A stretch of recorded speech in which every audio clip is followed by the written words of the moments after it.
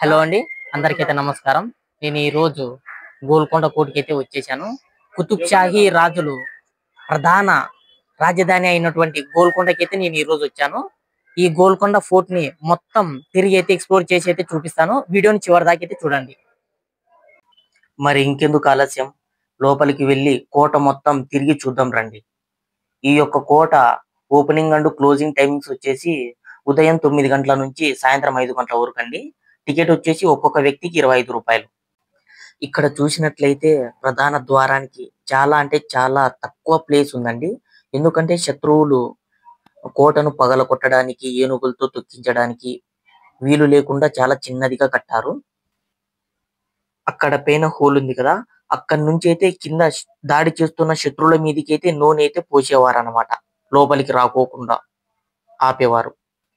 ఈ తలుపులు బాగా గమనించండి, చూడొచ్చు మనము. వాటికి కొషగా ఉన్నాయి, ఇనుముతో తయారు చేయబడినాయి, చాలా గట్టిగా ఉన్నాయి. ఏనుగులు వచ్చి గుద్దినప్పుడు వాటి మొగానికి ఇది దెబ్బ తగిలి అవి వెనికిపోతాయి అన్నమాట. పైన చూడండి, చూడడానికి ఎంత అందంగా ఉందో ఆ ఆర్క్ స్ట్రక్చర్.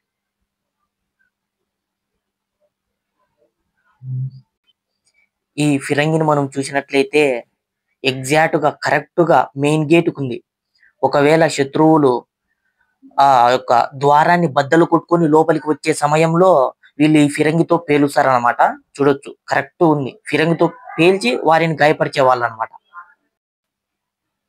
ఈ ప్లేస్ వచ్చేసి రాజ కుటుంబీకులు ఉంటారు కదా, వారి వంశస్థులు ఎవరైనా చనిపోయినప్పుడు ఇక్కడ వారి శవాన్ని అంతా వేడి నీళ్ళతో కడిగి ఇక్కడ శుభ్రపరిచి ఇక్కడ చేసేవారు అనమాట. ఈ యొక్క గదులలో ఇక్కడ చప్పట్లు కొట్టడము, ఏదైనా శబ్దం లాంటివి చేసినామనుకో రాజుగారి గదిలో శబ్దం వినపడుతుందంట. ఆ కాలంలోనే అసలు ఇక్కడ శబ్దం చేస్తే అక్కడ వినపడేలాగా అసలు ఎట్లా కట్టారో ఇప్పుడు కూడా అసలు అర్థమైతలేదు. నిజం అంటే ఊక మనం ఇప్పుడు సైన్స్ అప్డేట్ అయింది అనుకుంటున్నాం, కానీ అప్పట్లో ఇప్పుడున్నటి వారి కంటే ఎన్నో రెట్లు సైన్స్ అప్పుడు అంత తెలివైన జ్ఞానులు ఉండే వారని నా అభిప్రాయం. ఇక్కడ నుండి అయితే ఇంకొంచెం ముందుకు వెళ్దాం రండి. ఇక్కడ చూసుకున్నట్లయితే 3 అంతస్తుల భవనం అయితే ఉంది కదా లెఫ్ట్ సైడ్, దాన్ని బాగా గమనించండి. ఈ 3 అంతస్తుల భవనం వచ్చేసి ఆయుధాల తయారీ కర్మాగారం అన్నమాట. అంటే యుద్ధ సామాగ్రి తయారు చేసి ఇక్కడే భద్రపరిచేవారు. దగ్గరికి వెళ్ళి కానీ చూసొద్దాం రండి.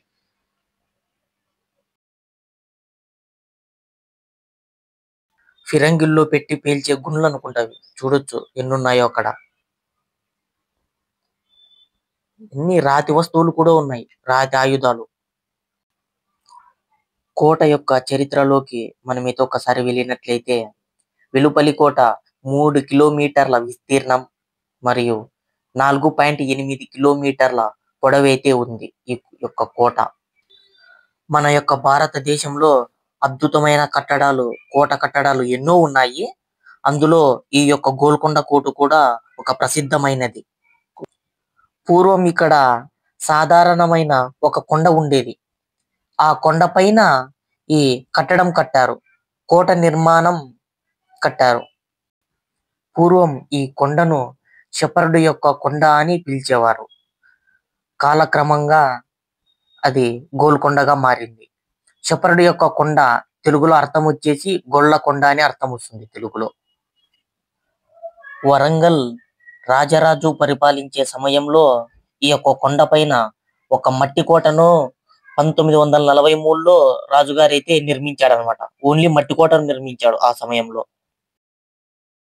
మనం చూస్తున్నది వచ్చేసి రాజ్యంలో ఎవరైనా తప్పులు చేస్తారు కదా, ఆ తప్పులు చేసిన వాళ్ళని ఇక్కడికి తీసుకొచ్చేవాళ్ళు.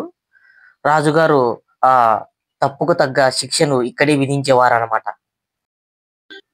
మన భాషలో చెప్పాలంటే న్యాయ అన్యాయాలు పరిశీలించే స్థలం. ఉదాహరణకు కోర్టు అనుకోండి బా, ఓకే కోర్టు అంటే అయిపోయా. లోపలికి అయితే పోతానే ఉన్నా వస్తానే ఉంది. ఇదైతే చాలా అంటే చాలా పెద్దగా ఉంది. ఇక్కడ మనం గమనించినట్లయితే ప్రతి ఒక్కటి పైన డైమండ్ షేప్ లో ఉంది. పైన ఆ యొక్క ఒక్క మూల నుంచి మనం ఒక శబ్దం చేస్తే అది యూట్యూబ్ కార్నర్ లో వినపడుతుందంట. ఒక్కటనే కాదు, ఇక్కడ మొత్తం లోపల ఉన్నటి ఈ స్ట్రక్చర్ మొత్తం అలానే ఉందంట. మనం చూడొచ్చు ఇదే. ప్రతి ఒక్క చోట ఒక కార్నర్ లో శబ్దం చేస్తే యూత్ కు సౌండ్, ఒక చిన్న మాట మాట్లాడినా కూడా యూత్ కు వినపడుతుందంట ఆపోజిట్ కార్నర్ లో. ఇంకా ఇక్కడ నుంచి అయితే బయటికి వెళ్దాం రండి మనము. ఈ కట్టడాలకైతే రాయిని ఉపయోగించారు కదా. ఈ రాయి మొత్తం ఈ కొండ మీద దొరికేటువంటి పెద్ద బండలనే చీల్చి వీళ్ళకి ఏ షేప్ లో కావాలో ఆ షేప్ లో మలిచి నిర్మాణాన్ని చేపట్టారు. ముందుకెళ్తే ఇక్కడ నర్తనశాల దర్శనమిస్తుందండి. ఈ ఓపెన్ ఏరియా చూడండి ఎంత పెద్దగా ఉందో. ఈ లోపల నర్తనశాల ఉందన్నమాట. ఈ యొక్క గోడలు ఉన్నాయి కదా, రాజు రాణి పైన కూర్చుంటే కింద నర్తకులు డాన్స్ వేసేవారు.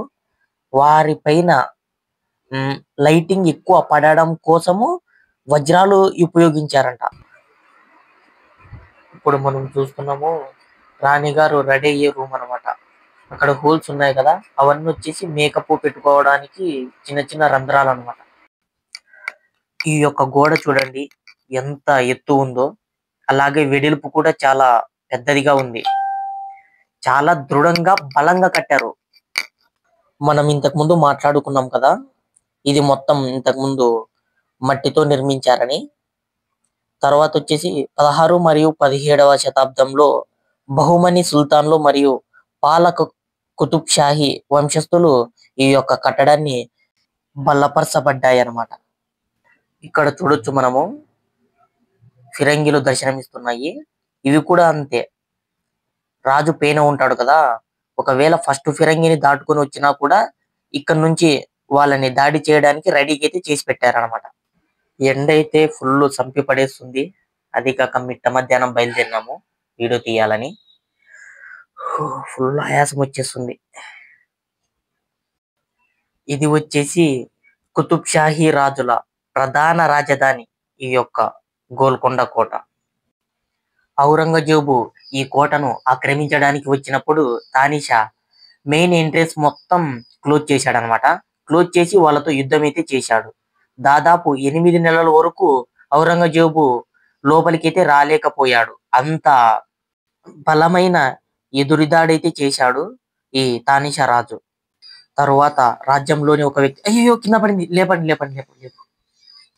తర్వాత రాజ్యంలోని ఒక వ్యక్తి సాయంతో లోపలికి ప్రవేశించి ఇక్కడ లోపల ఉన్నటువంటి అద్భుతమైన కట్టడాలను నాకు తప్ప ఎవరికి ఉండకూడదు, ఈ యొక్క అద్భుతమైన కట్టడాలు అనే ఉద్దేశంతో ఔరంగజేబు తానిషా రాజు యొక్క కట్టడాలను పూర్తి నాశనం చేశాడు. ఇప్పుడు మనం చూస్తున్నాం కదా, ఇది వచ్చేసి రాజ్యసభ మందిరం. దీన్నే బారాదారి కూడా అంటారు. లోపలికి వెళ్ళి చూద్దాం రండి. ఇది వచ్చేసి 2 అంతస్తులు ఉంది. ఇక్కడ నుంచి చూడడానికి హైదరాబాద్ అయితే చాలా మంచిగా కనిపిస్తుంది. ప్రతి ఒక్క సైడ్ నుంచి అయితే చూద్దాం మనము చాలా హైట్ లో ఉన్నాం కదా, వీటి నుంచి ప్రతి ఒక్క సైడ్ అయితే కవర్ చేద్దాం.